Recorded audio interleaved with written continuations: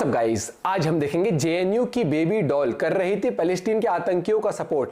मोहतरमा को मिला करारा जवाब। अरे भैया ये क्या हो रहा है, देखते हैं। मिस्टर मुन्ना भाई की वीडियो है, चैनल पर तो प्लीज सब्सक्राइब वीडियो कर दे, लाइक 1 2 3 गो। इजराइल को क्यों नहीं बॉयकॉट किया जा रहा है, उनके ऊपर सैंक्शंस क्यों नहीं लगाए जा रहे हैं? अगर आप चाहते हैं कि इजराइल ये युद्ध रोके तो उनको ट्राई करिए। इंटरनेशनल कोर्ट में जो ट्रायल चल रहा था, नेतन्याहू को आप सजा दीजिए इंटरनेशनल कोर्ट के ह्यूमन राइट्स वायलेशन के तहत, तब जाके रुकेगा। अगर पूरे दुनिया के देश आज साथ में आके इजराइल के ऊपर प्रेशर नहीं बनाते हैं, वो तुरंत सीज फायर करे, तो ये बहुत ही हमारे लिए एज अ ह्यूमन सोसाइटी बहुत ही निंदनीय चीज़ है, बहुत ही अफसोस की चीज़। बहुत अफसोस की चीज़ है। मैं नेता राम साहू से रिक्वेस्ट करता हूँ कि तुम्हारे आतंकी भाइयों को दही गुड़ भेंट कर। हमें बिल्कुल लगता है हमारी मम्मी जी शादी के तुरंत बाद फिलिस्तीन निकल गई थी छुट्टियां मनाने, तभी तो नतीजे का कलेजा फटा जा रहा है आतंकियों के सफाई पर। भी तेरे जैसी बहुत बेबी गर्ल्स मिल जाएंगी हमारे भारत में, तो उन सब के लिए मैं सरकार से पर्सनली रिक्वेस्ट करना चाहता हूँ कि भाई उन लोगों को फिलिस्तीन जाने दें या भेजने की व्यवस्था करें, जाकर वो लोग अपने भाइयों की मदद करें। कि जो बचा खुचा होगा उसको वहाँ की नेता राम साहू जी या उनकी आर्मी देख लेगी। वर्सेस सलमान खान, आपको क्या जहन में आता है, ये क्या चल रहा है? ये तो एक आतंकवाद की तरफ से बुरी बात है जो ऐसी धमकी दी जा रही है सर। गलत बात है, अच्छी बात थोड़ी है। मतलब आप सलमान खान के पक्ष में हैं? हाँ, मुसलमान है वो तो पक्ष में तो होंगे जो मुसलमान है। सिर्फ यही वजह है कि वो मुस्लिम है इसलिए आप उनके पक्ष में? की वजह से उन्हें धमकी दी जा रही। हिंदुस्तान में मुस्लिमों के साथ कोई अच्छी बात थोड़ा ही हो रही है। अगर मैं आपसे पूछूं, आपने कहा कि वो मुस्लिम है इसलिए हम उनके पक्ष में, अगर कोई अपराधी मुस्लिम होता तब भी आप उसके पक्ष में? बिल्कुल होते, बिल्कुल होते नहीं मोहतरमा, साथ नहीं होते, रहती है हमेशा साथ। दोस्तों, लोग दाऊद इब्राहिम को या भारत दाऊद इब्राहिम को विदेश में खोजता है, पाकिस्तान में खोजता है, लेकिन हम तो कहते हैं एक बार भारत में भी खोज के देखो।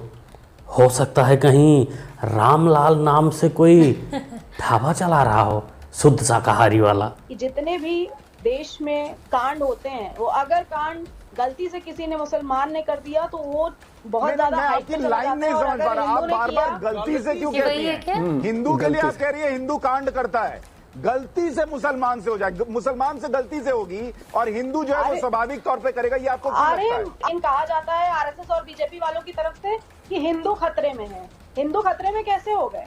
सारे तो मुसलमान खतरे में क्यों कहते हैं? आपके हिसाब से मुसलमान खतरे में बनाना है, आपके हिसाब से मुसलमान? सुशांत भाई, आप भी कहाँ इस लंगूरी भाभी के चक्कर में पड़े हो?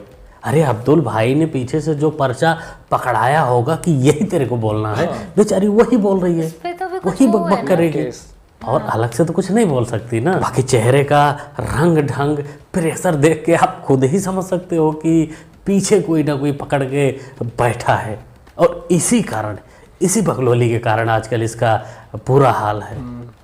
पुलिस ने डंडा डाला है इसके घर पर, घर में। मेरी शिवसेना की कांग्रेस नहीं होना दूंगा, नहीं, कभी नहीं। और मुझे जब भी मालूम होगा कि हो रही है तो I will close my shop. आज जो मान सम्मान तुम्हें मिल रहा है इस शिवसेना के नाम पर मिल रहा है, हिंदुत्व के लिए मिल रहा है, भगवा एजेंडा के लिए मिल रहा है। इससे गद्दारी करना चाहते हैं या कोई रामखोरी मारामारी? ये थे हमारे पूजनीय बाला साहब ठाकरे, जो अपनी पार्टी को खत्म कर देते, लेकिन कांग्रेस के साथ कभी नहीं जाते। ये अपने वसूलों को कभी नहीं बेचते, चाहे पार्टी जाए जहां जाना हो। लेकिन इनके पुत्र, इनके पोते का क्या हाल है आप देखो। की मी गोमांस खातो, बीफ खातो, काय माझं वाकडं करायचं तर करा। की मी गोमांस खातो, बीफ खातो, काय माझं वाकडं करायचं तर करा। मैं गौ मांस खाता हूँ। दोस्तों, ये वीडियो मैं पहले भी आप सबको दिखाया था और महाराष्ट्र के भाइयों से मैं पूछा था कि भाई इसका सही उच्चारण मैं नहीं कर सकता क्योंकि मराठी मेरे को नहीं आती, तो आप लोग बताइए कि उद्धव चाचा क्या कह रहे हैं। तो हमने जो अनुमान लगाया था, आप लोगों ने जो अनुमान लगाया था, वही निकला कि मैं गौ मांस खाता हूँ, जिसको जो करना है कर। मतलब ये पूजनीय बाला साहब ठाकरे के पुत्र हैं, आप सोचो सिर्फ।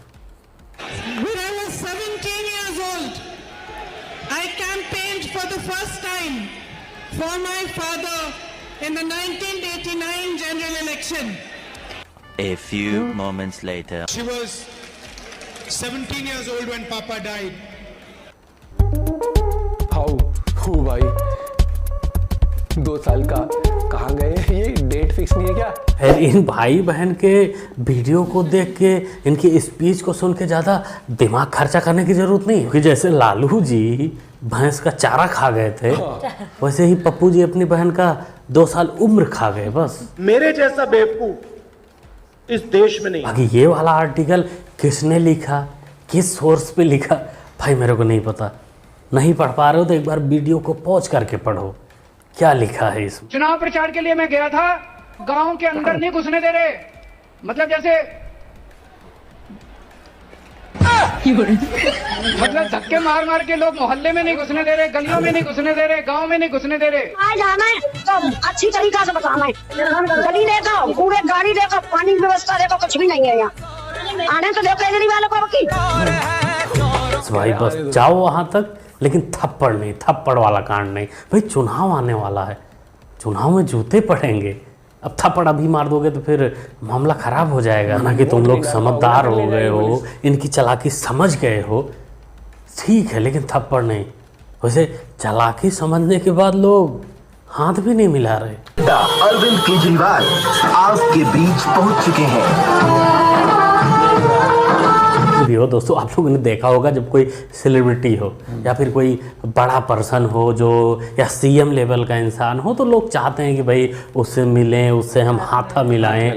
लेकिन यहाँ सलमान चाचा और केजरीवाल मियाँ से कोई हाथ भी मिलाने को तैयार नहीं, रिस्क ही नहीं लेना चाहता। क्योंकि सल्लू से हाथ मिलाने के बाद लोग कहीं और चले जाते हैं, केजरी से हाथ मिलाने के बाद जेल चले जाते हैं। बड़ा रिस्क है रे बाबा। नरेंद्र मोदी जी की सरकार में हिंदुस्तान का युवा सेल फोन पे बैठा है। तुम तो फ्री डेटा दे रहे हो। क्यों डेटा ही दे रहे थे? क्यों? क्योंकि नरेंद्र मोदी जी ने उसको रोजगार नहीं दिया। पप्पू जी हवा हवाई बातें नहीं करते, अरे करते हैं वो बात अलग है, लेकिन यहाँ नहीं करते क्योंकि ये अपना पर्सनल एक्सपीरियंस बता रहे हैं। ये संसद से लेके सड़क तक मोबाइल पर ही रहते हैं। वैसे भी पप्पू, रोजगार का जिम्मेदारी तो तुम्हारा जनता का है, जनता तुमको रोजगार देगी, लेकिन तुम्हारे चमचों को रोजगार देने की जिम्मेदारी सरकार की है। ये रहे तुम्हारे चमचे। कांग्रेस की सरकार 1 नंबर की है भाई। कैसे कैसे ये समझा? कांग्रेस की सरकार होती 5-7 लाख रुपए हम देगा, मुलाजिम होते। अच्छा, रिश्वत दे देते और नौकरी मिल जाती। हाँ, कांग्रेस का ये सिस्टम अच्छा था। बीजेपी ने हमारे जमींदारों के लिए काम नहीं किया, हमारे बालक को लगाए। अच्छा, बीजेपी बोलती है कि पढ़ के आओ, अब पढ़े यार, पढ़ेंगे क्या, खेत में काम करेंगे। बीजेपी कह रही है कि रिश्वत नहीं चलेगी, सच में पढ़ना पड़ेगा। Got it. तो ये तो सिस्टम ही पलट दिया। बताओ जी, 10 साल 11 साल में पूरा सिस्टम ही पलट गया है। ना मालिक के पास रोजगार है, ना चमचों के पास रोजगार है। बेचारे 7 लाख इकट्ठा करके कहीं से खेत बेच के या जैसे भी कब से इंतजार कर रहे हैं कि कांग्रेस आएगी, 7 लाख देंगे, नौकरी मिलेगी, लेकिन आ ही नहीं रही। बाकी जो मेरिट के आधार पर नौकरी लेने वाले हैं उनको तो मिल रही है, हाँ उस लेवल तक नहीं मिल रही है जितना मिलनी चाहिए, जितना सरकार को काम करना चाहिए जिस लेवल पर, वो नहीं हो रहा है। वो भी होना चाहिए, लेकिन 7 लाख वालों का और इनके मालिक का तो भाई कुछ नहीं कह सकते। हाँ, एक तबका और हुआ है बेरोजगार, ये वीडियो देखो पता चलेगा। लोकसभा में तो भाजपा को चुनते हैं और विधानसभा में वो आम आदमी पार्टी को चुनते हैं। इसी के बताओ, मैं देश में रहा हूँ, मैं सेना में रहा हूँ, क्योंकि जब हम सेना में थे कांग्रेस के टाइम में, जे&के श्रीनगर बॉर्डर में, तो पाकिस्तान के बोलते तुम अपना अगर ऑर्डर लाओगे तो दिल्ली से लेके आओगे, हमें लाने की जरूरत नहीं। जब से केंद्र में भाजपा की सरकार बनी है तो हमें ऑर्डर लाने की जरूरत नहीं, हमें पहले बोलते हैं रोक दीजिए। पहले क्या था, जैसे सांप है, सांप आपको डंग मारेगा तब मानना इसको, उससे पहले नहीं मानना। आपने सांप पर डंग मारे तो आप तो खुद मरे हुए। अब पहले ये ऑर्डर था, अगर मिलिटेंट दिखता है, बोलो उसके हथियार दिखता है, वो गोली चला तब मानना। क्या मतलब उसका? सांप दिखता है तो आपके पास ये ऑर्डर है कि आप उसको देखते ही मार सकते? बिल्कुल मार सकते हैं, बिल्कुल। ये थोड़ी इंतजार करेंगे हमें डंग मारेगा। बीजेपी वाले जो बोलते हैं सेना के हाथ खोले हैं, वो सही बोल। ये तो मैं खुद रहा हूँ, मैं प्रत्यक्ष हूँ। मैं जे&के में खुद नौकरी कर रखी है, हम कर रखे हैं। हमें गोली का काउंट देना कि इतनी गोली क्यों खर्च कर रखी है। अभी कोई ऑर्डर नहीं है, आपको मिलिटेंट दिखता है जो भी था आप ठोकिए। बॉर्डर में हमने खुद 72 घंटे में लगातार फायर चलता रहा। रोजगार से चमचे परेशान और सेना से पोरकी परेशान, इन दोनों का जिम्मेदार बढ़िया था मोदी ही है। कि ना चमचों के पास मेरिट है और ना पोरकियों के पास इज्जत, इन दोनों का तकलीफ मोदी ही है कुल मिलाकर।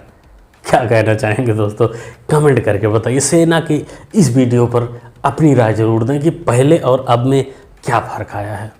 जो भी सोचते हैं कमेंट बॉक्स खाली है, कमेंट में लिखिए, बताइए ओवरऑल पूरी। भाई बढ़िया था ये वाला जो इन्होंने, जो फौजी भाई ने जो बोला ना वो कि हाँ अब हमें जवाब नहीं देना। ये तो वाली बात होगी हम घायल होंगे तो उसके बाद हम अपनी रक्षा करेंगे, नहीं ऐसा थोड़ी होता है। ये तो वाली बात होगी हम क्या बोलते हैं, ब्रेक, एक और गाड़ी ठुक जान दो उसके बाद देखी जाएगी ब्रेक लगाने। हम पे इतना पथराव होता था वहाँ पे कश्मीर में, और आज के टाइम में हम पे कोई पत्थर मार के दिया, आर्मी वाले नहीं बोला था बंदे। और वो एक, चाहे वो एज सटायर हो चाहे वो आप फनी वे में कह लो, लेकिन वो चीज सच्चाई है। बीजेपी ने मार्केटिंग बहुत अच्छी कर दी, बिना खर्ची बिना पर्ची की नौकरी। आप जो मेरिट लिस्ट में आएगा, लोगों को रिश्वत ही नहीं ले रहे, क्या बताऊं। नहीं रियलिटी है और ऐसे ही होना चाहिए भाई हर जगह कि आप काबिल हो, काबिलियत है आप में तो आपको आगे मौका मिलेगा। रिश्वत ये सब चीजें हटनी चाहिए। और अब काफी स्तर पर जब से डिजिटलाइजेशन भी हुई है, ऑनलाइन हर एक चीज हो रही है, तो बहुत फर्क आ रहा है।